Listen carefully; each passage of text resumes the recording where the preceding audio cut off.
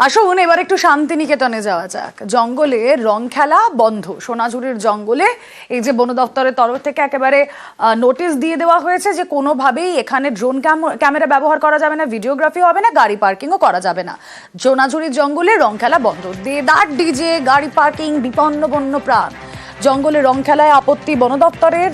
সংখ্যালঘু তোষণের অভিযোগে সরব শুভেন্দু অধিকারী। অযথা বিতর্ক বলে পাল্টা আক্রমণ বনমন্ত্রী। শান্তিনিকেতনে বসন্ত উৎসবকে অ্যাডিশনাল এসপি বলছে শুক্রবার আছে বিশেষ দিন, তাড়াতাড়ি শেষ করতে হবে, দোল শেষ করতে হবে 11টার মধ্যে। আমরা স্বাধীনতার পর দেখিনি, বলছে কোন অন্য ধর্মের লোকের গায়ে রং দেওয়া যাবে না। সাম্প্রদায়িক পুলিশ, সাম্প্রদায়িক সরকার। আমার মনে হয় না আপনাদের কাছে এমন কোনো তথ্য আমি দিয়েছি বলে কখনো, বা কোনো লিঙ্ক, কোনো ভিডিও বা কোনো অডিও ক্লিপ আপনাদের কাছে আছে। এটা সম্পূর্ণ একটি গুজব, বিভ্রান্তিমূলক মন্তব্য। আমি খুব অবাক হয়েছি এরকম একজন তার বিরোধী দলনেতার পোস্ট থেকে এরকম দায়িত্ব জ্ঞানীতার সঙ্গে এরকম কোনো বক্তব্য করা যায়, এবং এটি আমি মনে করি উদ্দেশ্য প্রণোদিতভাবেই করা হয়েছে। আমরা এই ব্যাপারে আমাদের যিনি এসপি স্যার আছেন, আমাদের স্যার আছেন, তারা কথাবার্তা বলেছেন, তারা এসবের ব্যাপারে আইনি কোনো পদক্ষেপ অবশ্যই নেবেন। ফরেস্ট ডিপার্টমেন্ট এইভাবে কোনো রকম নোটিশ জারি করেনি খেলা বন্ধ করার পক্ষে। আমরা পরিবেশটাকে বাঁচানোর জন্য অনুরোধ করেছি, কারণ এই সময় জঙ্গলে প্রচুর আগুন লাগার প্রবণতাও আমরা দেখতে পাই। হোলি যেখানে যে যেমনভাবে পারে খেলতে পারে, উনি সবসময় কোনো না কোনো জিনিসে উনি রং লাগানোর চেষ্টা করেন, বিভিন্ন জাতির মধ্যে লড়াই লাগানোর চেষ্টা করেন। সুস্থ মানসিকতা নিয়ে যদি মানুষের জন্য কাজ সত্যি করতে চান তাহলে এগিয়ে আসুন। মন তো খারাপ, কিন্তু তার পাশাপাশি আমি এই জিনিসটাকে সমর্থন করছি, কারণ আমি দেখেছি গত বছর অবধি আমার যে অভিজ্ঞতা, ওই আবির খেলতে গিয়ে বা দোল খেলতে গিয়ে এমন অবস্থা করে এখানকার পরিবেশ পরিস্থিতি খুবই খারাপ। গাছপালার অনেক ক্ষতি হয়, এবং যে ময়লা আবর্জনাগুলো, ধরুন প্লাস্টিক, বিভিন্ন বজ্র পদার্থ এদিক ওদিক মানে খেয়ে ফেলে, তো সেগুলো তো একদমই ঠিক নয়। তো বন দপ্তর বা বন কর্তৃপক্ষ যে সিদ্ধান্তটা নিয়েছেন, এই সিদ্ধান্তটা আমার সাপোর্ট আছে। সবকিছু পরিবেশ পরিস্থিতি সামলে রেখে সবকিছু যেন ঠিক হয়, সেটাই আমি চাইছি।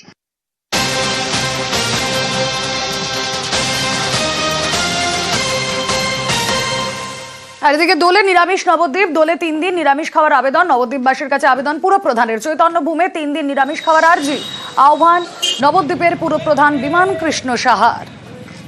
চৈতন্যদেবের আবির্ভাব, যাকে আমরা ভগবান বলি, লক্ষ লক্ষ ভক্ত, তার ভক্ত আসছেন এখানে।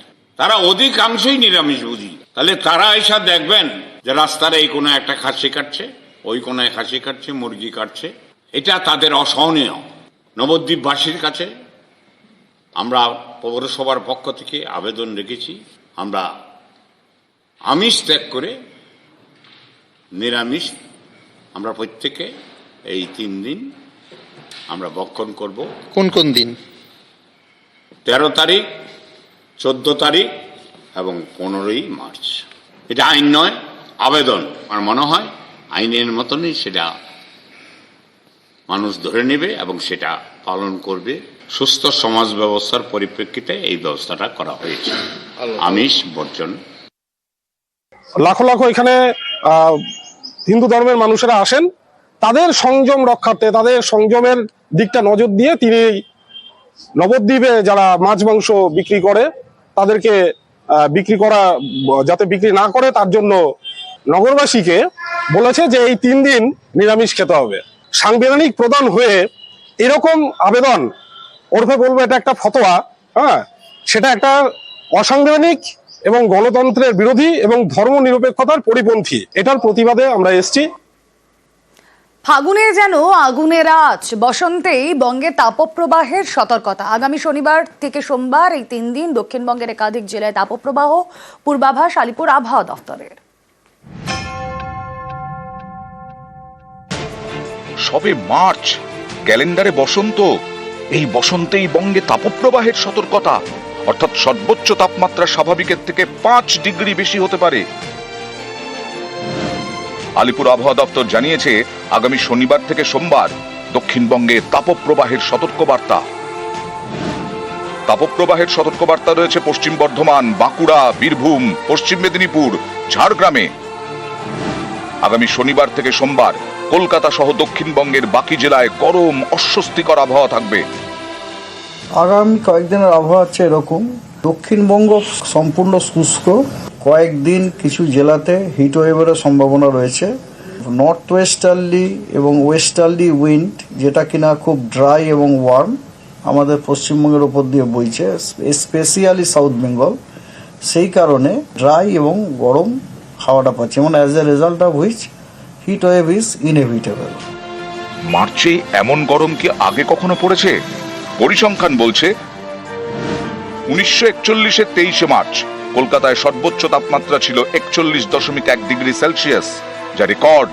2014-র 30শে মার্চ ছিল 30.9 ডিগ্রি সেলসিয়াস। মার্চের মাঝামাঝি এখন থেকেই গরম টের পাওয়া যাচ্ছে। কলকাতা এবং জেলাগুলিতেও একই অবস্থা। রোদের এমন তেজ যে বাইরে বেরোলে ছাতা মাস্ট। এই সময়টা প্রচন্ড সূর্যের দাবদাহ থাকবে, বেলা 11টা থেকে বিকেল 4টে পর্যন্ত। এই সময়টায় বাড়িতে থাকুন বা ছায়ার মধ্যে থাকুন বা ঘরে থাকুন।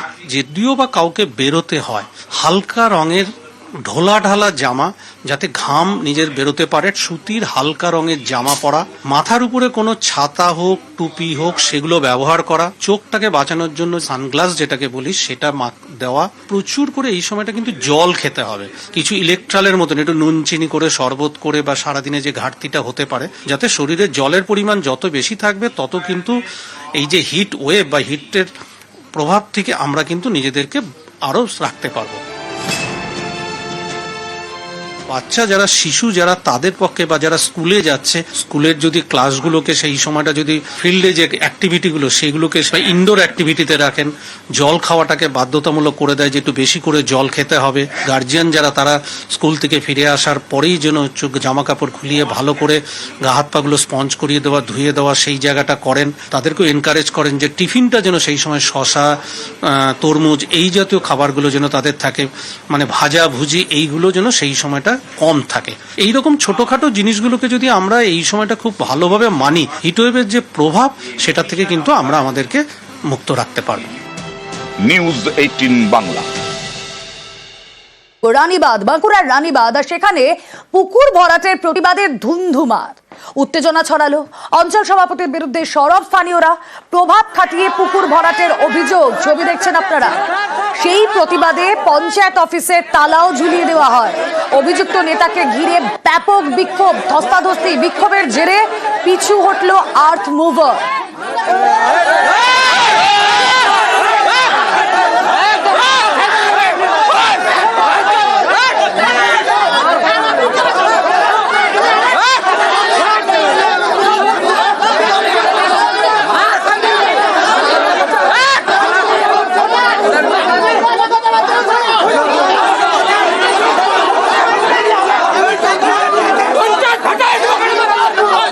আর্থ মুভার নিয়ে এসে মাটি ফেলে পুকুর ভরাট, সেই ছবি আপনারা দেখছেন, যা ঘিরে উত্তেজনা ছড়ায়। অভিযুক্ত নেতাকে ঘিরে বিক্ষোভ, ধস্তাধস্তি। পুকুর ভরাটের প্রতিবাদ, বাঁকুড়ার রানীবাঁধের ছবি আপনারা দেখছেন। ব্যাপক উত্তেজনা ছড়ায়, অঞ্চল সভাপতির বিরুদ্ধেই সরব স্থানীয়রা। প্রভাব খাটিয়ে পুকুর ভরাটের অভিযোগ ওঠে। প্রতিবাদে পঞ্চায়েত অফিসে তালাও ঝুলিয়ে দেন বিক্ষোভকারীরা।